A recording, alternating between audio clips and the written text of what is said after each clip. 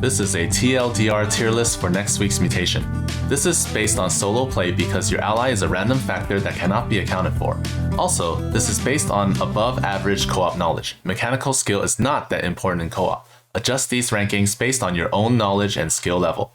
Okay, so let's begin with Stukov.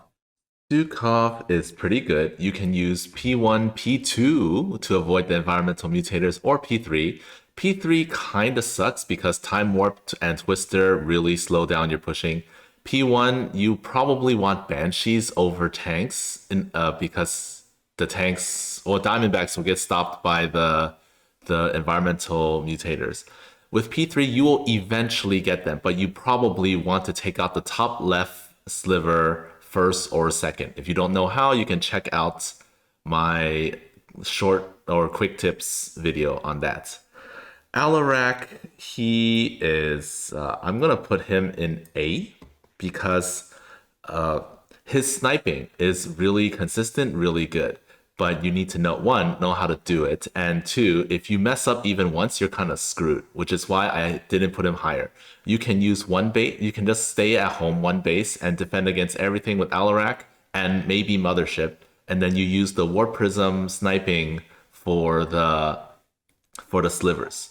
Basically, you accumulate 3 overcharges, you drop a Warp Prism, and then you kill the units nearby with the first overcharge, drop a probe, and then make 2 pylons and overcharge them again. And then use a Havoc to snipe or to increase the damage and stuff. Tychus, you play normally. So you can use any prestige.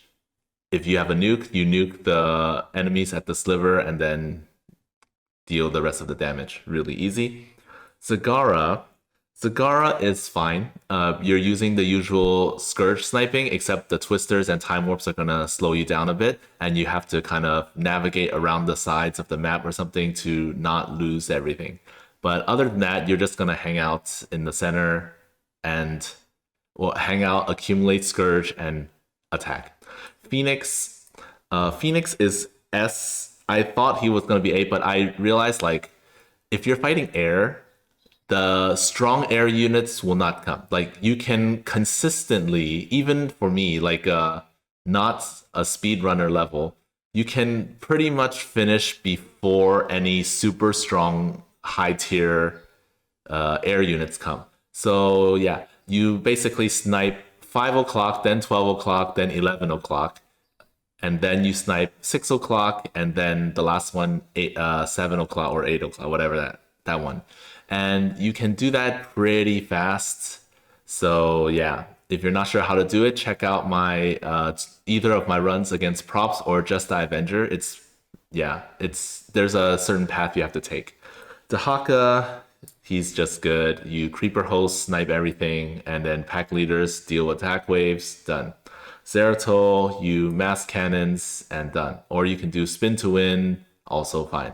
Stedman, he's good, except the only real problem he has is that he's slightly inconvenienced because he has to attack from the front door, and a lot of your lings are going to bounce off the Twisters, and that's about it. I would use Corruptors in conjunction with the lings so that they can fly over the terrain instead of like walking up the ramps.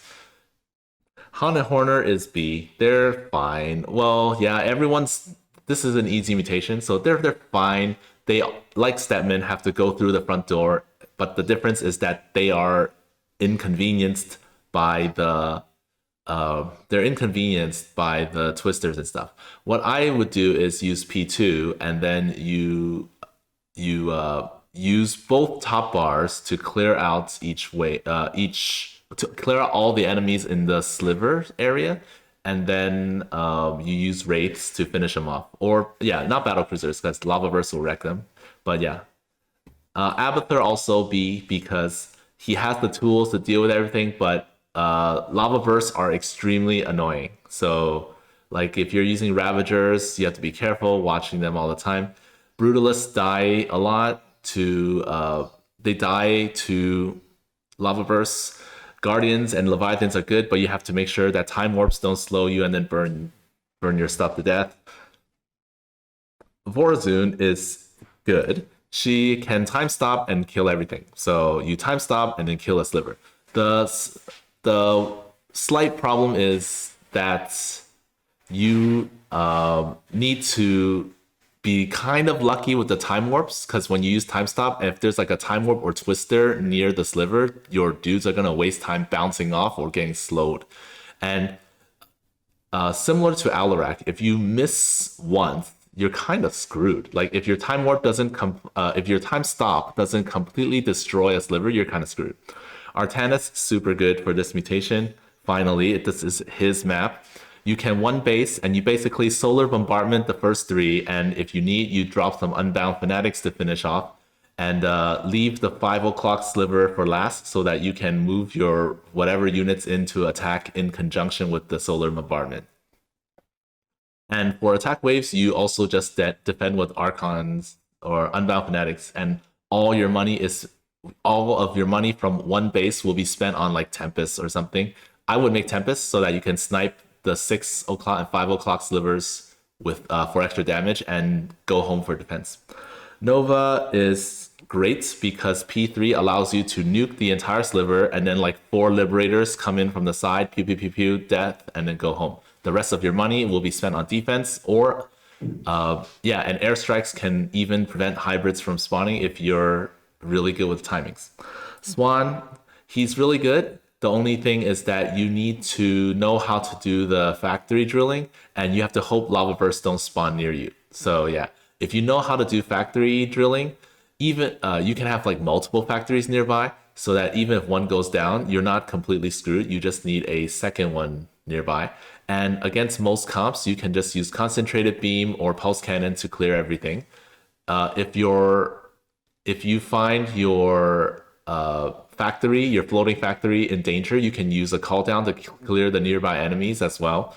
And if the enemy comp isn't strong, you can just leave the enemies to the turrets. And you can do this on one base.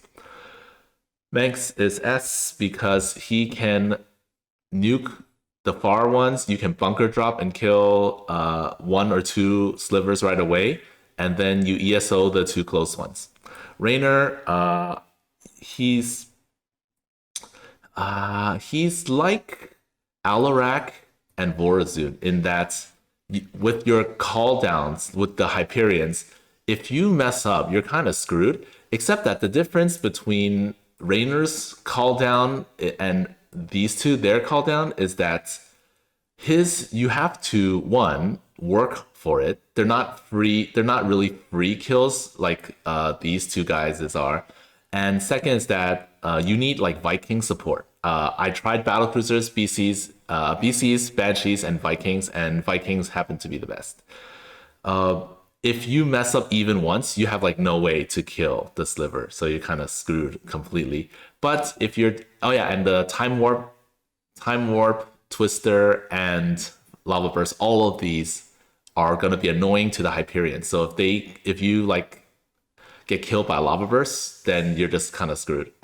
Kerrigan is good because she can immobilization wave and clear the entire. She can clear the entire, all the enemies at the slivers pretty much, and then your ultras and hydras come out and take out the shard and then go home. Karax, this is also his map. He's like Artanis, but even safer because he uses observers and his cannons are always good against everything. And yeah, you can add like 10 mutators on top of this and it'll still be fine. That's it for this tier list. You can extrapolate this info to your duel runs. Good luck with the mutation.